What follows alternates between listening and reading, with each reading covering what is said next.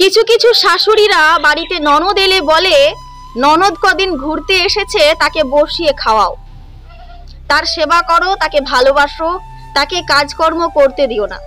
আচ্ছা, যারা আমরা বৌমারা আছি তারা বলুন তো ভেবে, আপনারা কদিন ননদের বাড়িতে গিয়ে বসে খেয়েছেন? সেই তো রান্না করেই খেতে হয়েছে, সেই তো দুটো বাসন কলপারে পড়ে থাকলে আপনাকে মাজতে বসতেই হয়েছে। তাহলে এই কথাটা বলার কারণটা কি? কোনো বাড়ির বউ ননদ এলে কি তাকে নিজে মুখে বলে যে তুমি কাজ করো, কাজ করে খাও? সেটা তো কেউই বলে না।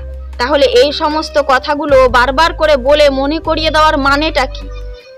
আমরা বৌমারা কি আপনাদের মেয়েরা এলে তাদেরকে কাজ করিয়ে খাওয়াই, নাকি ঠ্যাঙের উপরে ঠ্যাং তুলে বসে থেকে তাদেরকেই সংসারের সমস্ত কাজ করিয়ে নিই, তাদেরকে দিয়েই সবকিছু খাটিয়ে তুলিয়ে নিই?